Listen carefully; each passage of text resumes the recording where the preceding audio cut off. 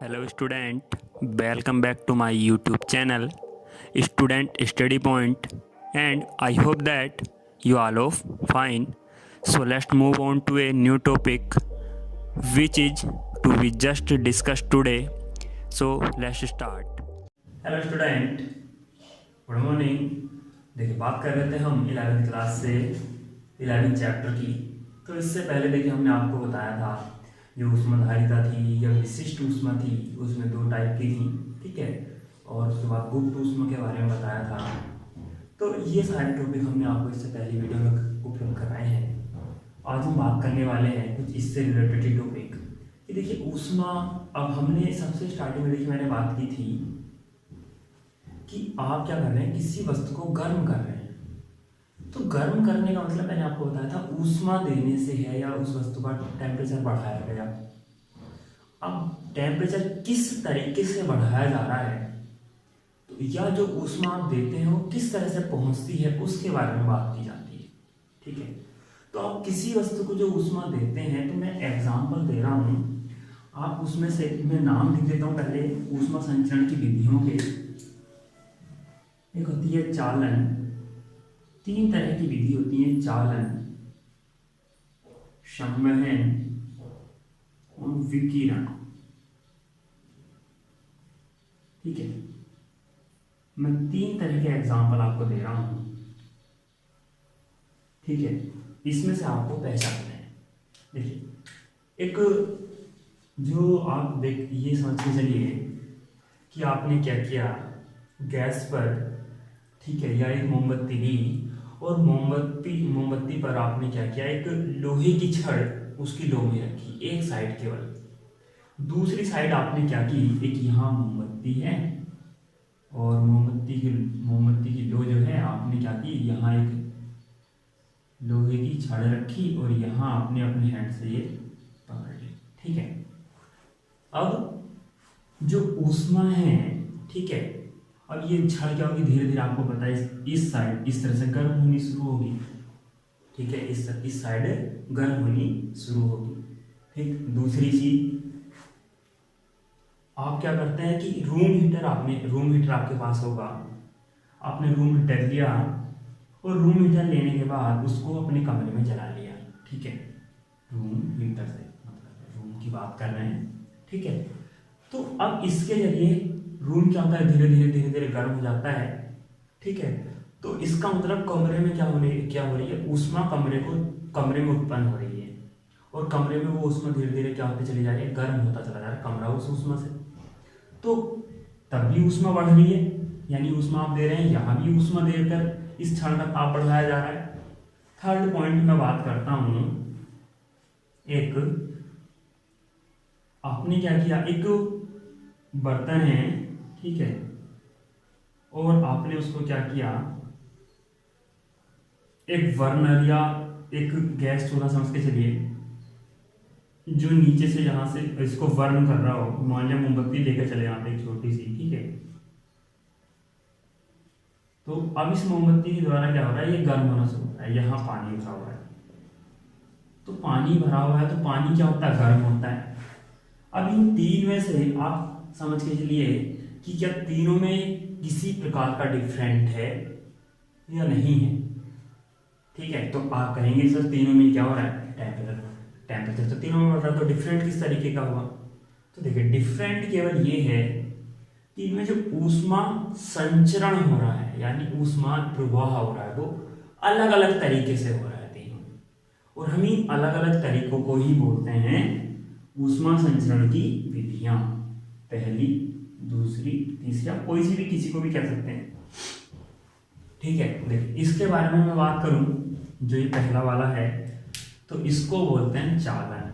इसमें क्या होता है, ये फर्स्ट वाला इसी से मिला हुआ है, यानी मैं अगर इन पर लिख दूं ए, यहाँ लिख दूं बी और यहाँ लिख दूं सी, तो ए कंडीशन इसकी है, सी इसकी है और बी इसकी है, ठीक है। देखिए कैसे, जो ये छड़ है इसमें क्या हुआ, आपने लोहे के यहाँ का एक कण गर्म किया, ठीक है, यहाँ के जो कण हुए वो गर्म हुए और इसने क्या किया, इन कणों ने क्या किया अपने से अगले वाले कणों को यहाँ को ऊर्जा ट्रांसफर करती है, लेकिन अपनी जगह बने रहे। एक चीज और है, अपनी जगह क्या रहे, फिक्स है, लेकिन हीट ट्रांसफर हो रही है, हीट ट्रांसफर करते चले जा रहे हैं अपने से नेक्स्ट वाले टर्म को, अपने से नेक्स्ट वाले को हीट ट्रांसफर कर रहे हैं। ठीक है, तो ऐसा मेथड जिसमें क्या हो, कण अपनी मूल अवस्था को न त्यागे, अपनी मूल अवस्था में ही बने रहते हैं, लेकिन अपने से अगले वाले कणों को अपनी ऊष्मा देते रहते हैं। तो ये मेथड होता है चालन। ठीक है, नेक्स्ट इसमें क्या होता है, देखिए जो ये सेकंड वाला है, तो इसमें क्या होगा, आप यहां देखते चलिए, यहां के कण जो सबसे नीचे है, पहले पात्र गर्म हुआ, ये पात्र गर्म होने के बाद मान लिया यहाँ के इसके पास वाले कण गर्म हुए, ये गर्म होने के बाद क्या होते हैं, अपना स्थान छोड़कर चले जाते हैं ऊपर। ठीक है, और जो ठंडे कण हुए ऊपर के, वे कहाँ जाते हैं, नीचे। ठीक है, ये प्रोसेस चलता रहता है, चलता रहता है, कब तक, जब तक पूरे बर्तन का जो टेम्परेचर है वो लगभग इक्वल ना होने लगे, यानी सारे इस जो इसमें लिक्विड भरा है उसका टेम्परेचर लगभग इक्वल ना हो। और ऐसा कभी होता नहीं है, क्योंकि अधिकांश जो नीचे का पोर्शन है, जो गर्म इसके बर्नर के पास वाली सतह के होगा, वो ज़्यादा गर्म होगा ऊपर वाले के अपेक्षा। तो ऊपर वाले कण क्या होते हैं, गति करते ही रहते हैं जब तक आप बर्नर को ना हटा दें। तो ऐसा मेथड जिसमें क्या हो, फिक्सेशन ना हो, यानी कण जो हो वो फिक्स ना हो, फिक्स नहीं होते। ठीक है, और हीट ट्रांसफर तो करते ही हैं।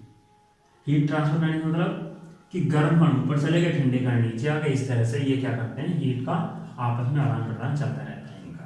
ठीक है, तो इस तरीके से पूरे इसमें क्या होता है, पूरे इसमें जो लिक्विड है इसमें हीट का प्रभाव बना रहता है।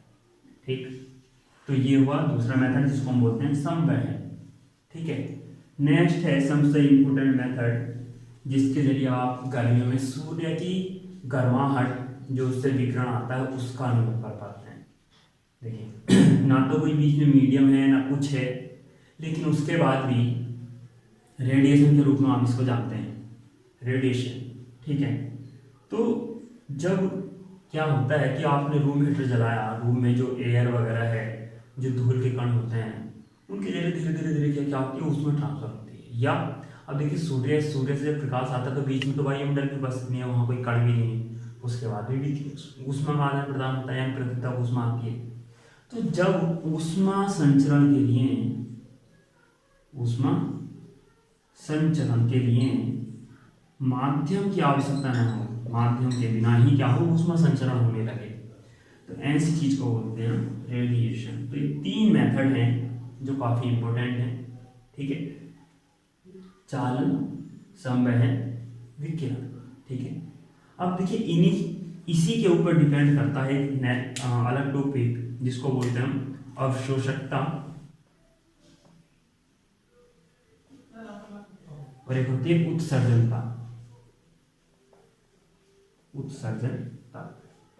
तो देखिए अवशोषकता से आप मतलब ये समझते चलिए, अवशोषण करना किसी चीज का।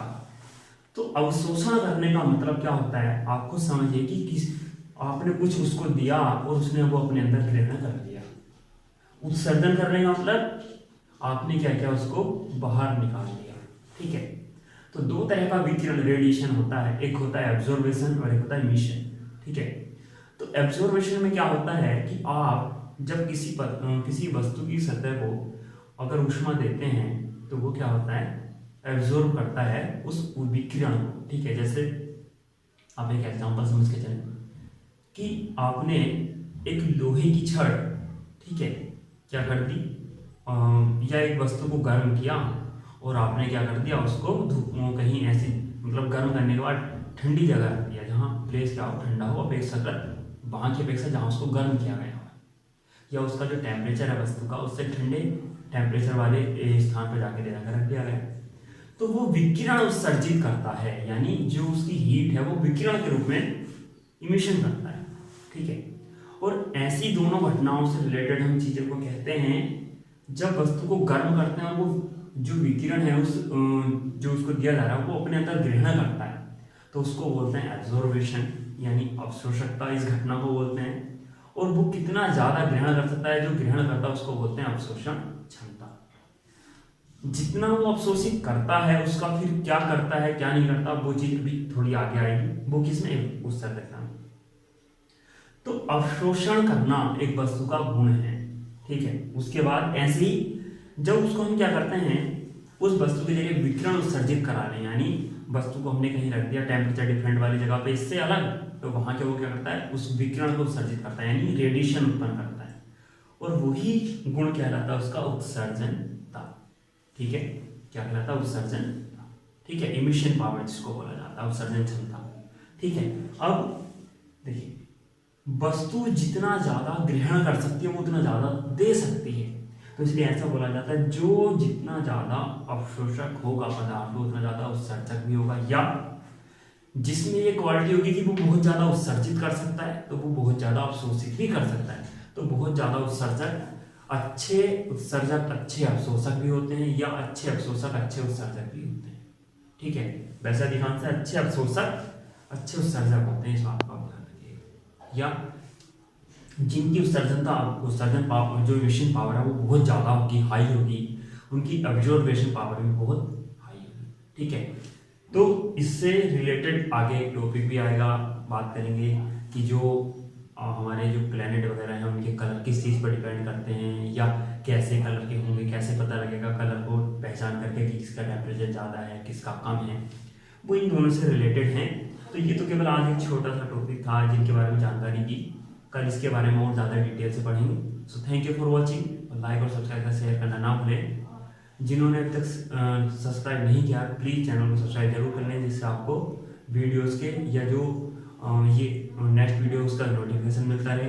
और साथ में जो हमारी पुरानी वीडियोज हैं वो चैप्टर वाइज प्लेलिस्ट में है, आप वहाँ जाकर भी उनको देख सकते हैं। जो बच्चे नए जुड़े हैं जिन्होंने पहली वीडियो नहीं देखी है तो वो सब्सक्राइब करके प्लेलिस्ट में जाएँ चैनल की और वहाँ से उनको देख सकते हैं। हर चैप्टर की फर्स्ट वीडियो में उस चैप्टर की पीडीएफ भी प्रोवाइड कराई गई है, आपको फ्री है, आप उसको वहाँ से नोट अगर आपको थियोरेटिकल पढ़ना तो वहाँ से पढ़ भी सकते हैं। So thank you for